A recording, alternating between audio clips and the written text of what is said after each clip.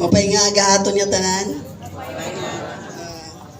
Actually, diri ako informed nga the mayor and the vice mayor will not be around today. Yan na pausa ko paglinyahan na hira mayor mag-i-start na pa. Waray nga hindi niya itong yung kunabuhol. Anyway, waray man mga instruction nga imbiling because siya nga ni, diri ako informed. Bigin sa ate Mary Jean.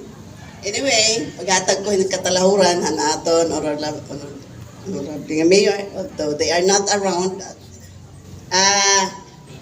so ganman hanaton mga honorable SB members, Konsehal Glentan, Konsehal Hector Arasa, Konsehal Bangbang Gabon, Inubatada,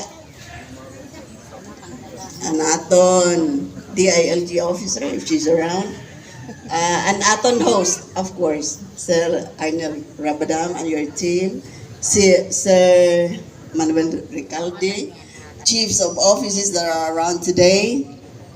Maupay nga aga, waray ko na ako masyadong paggayak nun, itakon lang masisiray sugad na natin sa ringin ako Lenten season.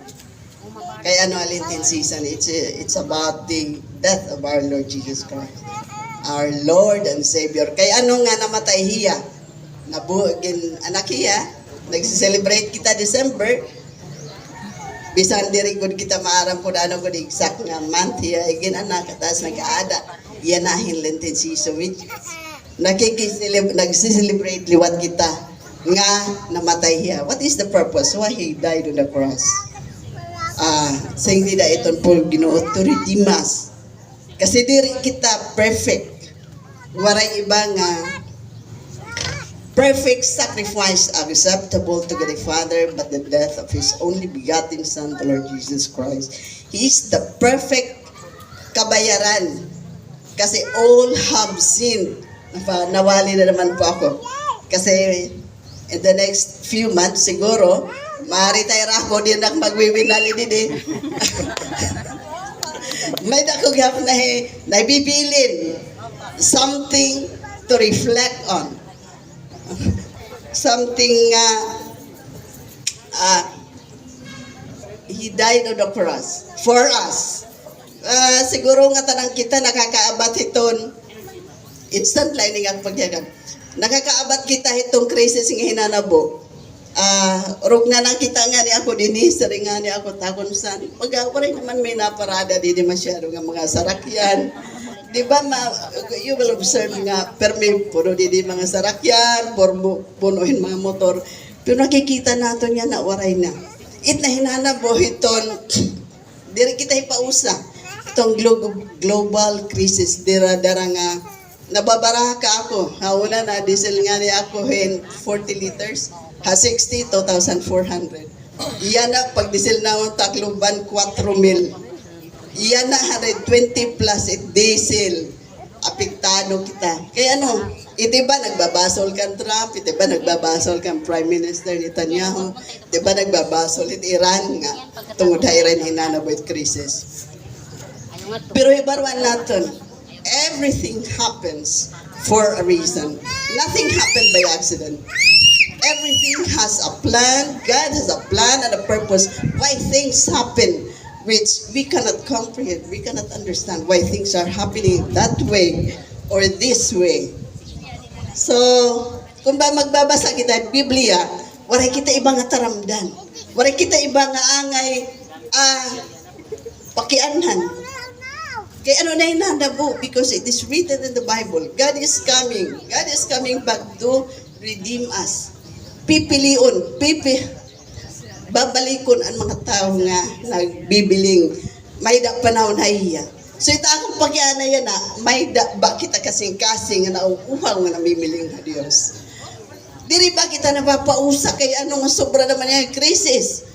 Pag siring panira may domino effect, pag increase it diesel, it crudo, nga tanan increase nga mahal it bugas, mahal it groceries, mahal it pasay, everything mahal. Nga na ayaw kita pausa. Kami every time, every Wednesday, every Sunday, after hitanam pagsimba, we always pray hiton, Lord, mag-intervene ka hininga na nabo nga gira iton Iran, US. Kasi Iran diri tira masuko. Diri tira mag-give up nga, masurrender kami. Diri ito. Mamamatay na latira kasi para ira ito. Sa nga Muslim, mga makamatay nga ni, diri Muslim, itira nga Kristiyano kung ano man, maliban na lang kung Hindu or ano, ibang religion. Makamatay nga ni kung hira Kristiyano like us, mapalangit pahira. So diri tira mag-give up. Diri tira masoko. So it aton part, pag-ampo kita, pag-pray kita, nga diri kita maura-ura hiton, sobra na global crisis, nga tanang kita talaga. Kasi nga ano daw lahat may nanabukod waray na diesel, you know. Urong ito mga tigan katbalugan, tigan ha, ibang barangays. ano na ito tinanabo? Ginasa rin panganinira in the next few months, 200 kulit diesel. Paano kaya? Ngayon, it's not unlikely to happen. It will happen talaga. Nakikita na, naktikangan na, nakikita na nato na, epekto na. Paano kaya kita? Pero, ito akong nasaringit pulong ng Diyos. Though, di ba rin ako, waray na hinanabuha atong kinabuhi nga dirit kinumaram. So, it's solution. It magkakasalbar liwat ha atong itong Ginoo. That is why, in the Lenten season, asa nga nga namatay hiya.